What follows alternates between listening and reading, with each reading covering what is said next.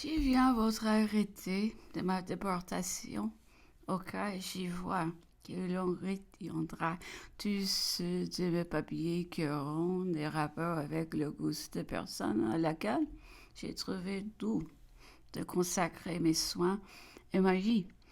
Quel autre papier, monsieur, pourrais-je voir?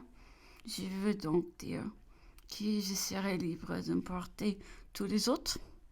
N'est-ce pas encore ici offrir quelque chose et ne rien donner? Vous retenez mon jeune homme. Ce seul et véritable objet des tentèveries, c'est dépositaire, encore informe et inexact, jusqu'ici inconnu à tout. Au jus, pas jus, j'écrivais ce que je pensais, ce que je voyais, ce que j'entendais. Est-il de papier plus sacré, plus à moi que celui-là? Et pouvez-vous prétexter cause d'ignorance de son contenu? Je vous l'ai laissé parcourir 2 heures à discrétion, à feuille verte ou article choisi dans la table des matières.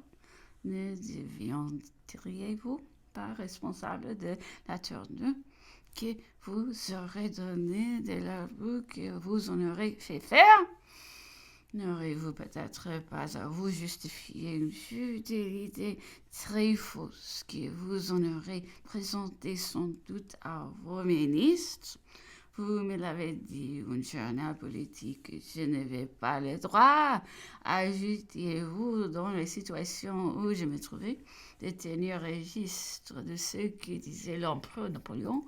C'était un aveu surtout que j'ai eu introduit de bien suffisant, disiez-vous, comme si tout ce que je voyais, lisais, touchais, entendais n'était pas des droits et sans inconvénient du domaine de ma pensée et de ma propriété, donc le recueil en demeurait mystérieux et secret.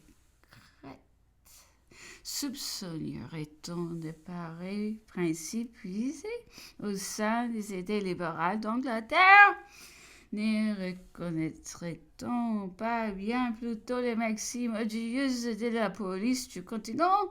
Et que trouvera-t-on dans ce journal des dires, des actes, des mots sublimes, sans doute de le goût de personnes qui ont été l'objet de mystérieux matériaux de sa vie est aussi des choses peu agréables pour vous peut-être, mais qui leur aura donné de la publicité?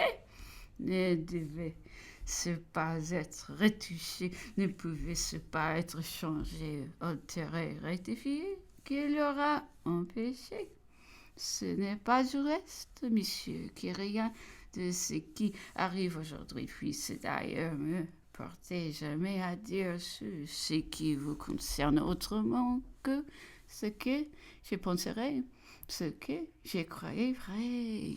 Enfin, dans votre arrêté, vous prononcez en date de 20 octobre que je serai séparé de Longwood et envoyé au Cap de Bonne-Espérance, qui ne croirait à la forme et aux expressions que vous portez cette décision en opposition de moi-même, tandis que vous prononcez là un jugement de sommet étranger et depuis l'ombre des jus à la cause nouvelle dont il s'agit, vous séparer de Longwood, celui qui, depuis 20 jours, s'est retiré entre vos propres mains de la suggestion volontaire à laquelle il s'était soumis, qui depuis 18 jours vous a authentiquement sommé de l'éloigner de l'île, qui se douterait de tout cela dans votre pièce.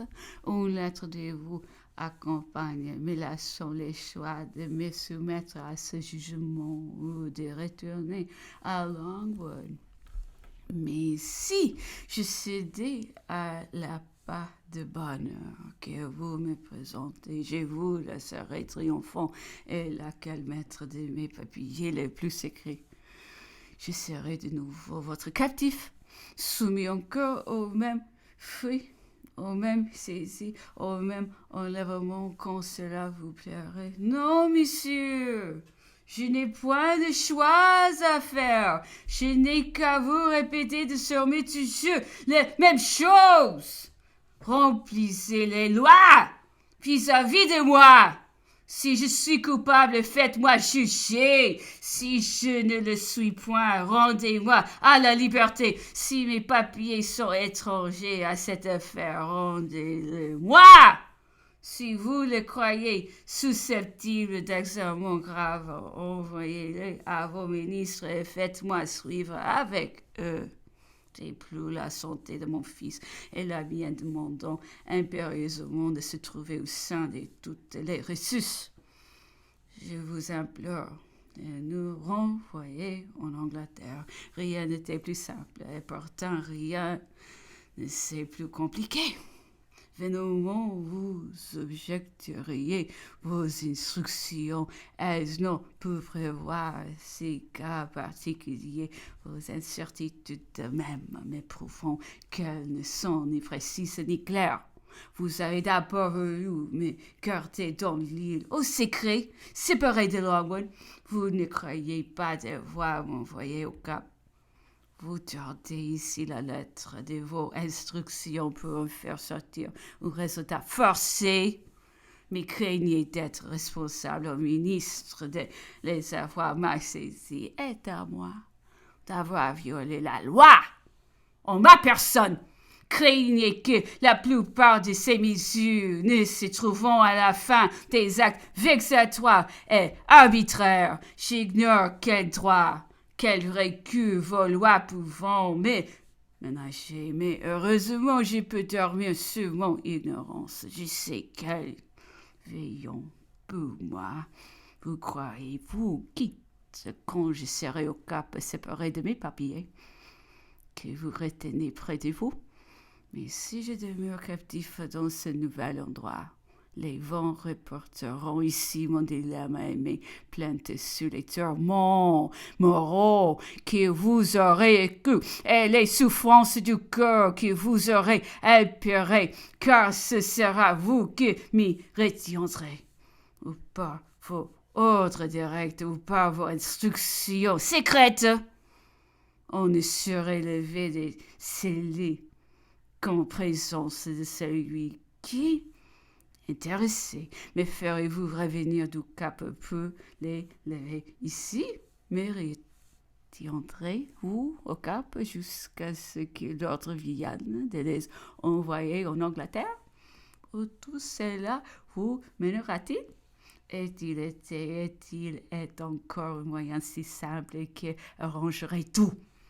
Mon penchant naturel à planir les affaires me faisant courir au-devant de toutes les difficultés, j'oubliais tout. Je me soumettais volontairement d'avance en Angleterre à toutes les mesures, même arbitraires, qui pourraient équivaloir à la quarantaine du Cap. J'ajoutais encore les raisons aussi valables de la santé de mon fils et de la mienne. La crainte de blesser la lettre de quelques points de vos instructions aura été plus forte à vos yeux que la nécessité et le bon droit de céder à leur esprit, à la force des choses, à l'impulsion de l'humanité.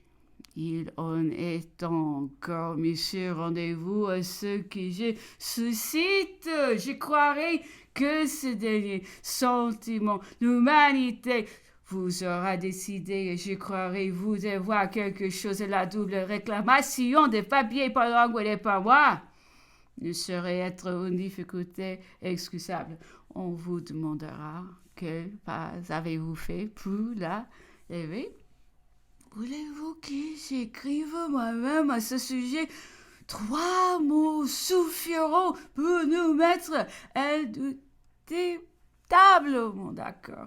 Quoi qu'il en soit, messieurs, à quelque décision que vous arrêtiez, quelque peine qui lui soit lâchée, il ne saurait être comparable à celle de demeurer sur ce roc maudit. Lorsque je suis séparé de l'objet auguste qui m'y avait attiré, toute heure, toute minute que j'y passe dans cette situation sont des années peu malheureuses et peut-être que existence est aggravant dangereusement l'état de mon malheureux fils. Je vous demande donc, et vous le redemanderez sans cesse à chaque instant, éloignez-moi de ce lieu de souffrance récivée. Le gouverneur frappé de ma lettre, de ma détermination de ne pas retourner à Longwood, ce qui le contrariait évidemment beaucoup, sans que je puisse en deviner précisément le motif, mais ce qui suffisait pour me maintenir inébranlable. Au cours du lendemain, et après une longue préambule fort obscure sur la sincérité et ses bonnes intentions, il me dit que pour m'en donner des preuves et féliciter mes rapports avec Longwood, il consentait à y envoyer ma première lettre telle que je l'avais écrite d'abord au comte de Bertrand. Il offrait des pluies des joindre copie de toute ma correspondance, chose qu'il m'avait constamment refusée jusqu'à-là. Mais plus il faisait de concessions, plus je devais tenir bon. Il n'est plus temps, lui répondis-je avec une espèce de solennité. Les sœurs en étaient, j'ai prononcé moi-même mon jugement, ma propre sentence. Je n'écrirai pas à Longwood, et je vous demande pour la centième fois de vouloir bien m'éloigner à l'instant, mais du moins voudriez-vous bien écrire à Longwood mes offres et votre refus? Oui, je le ferai.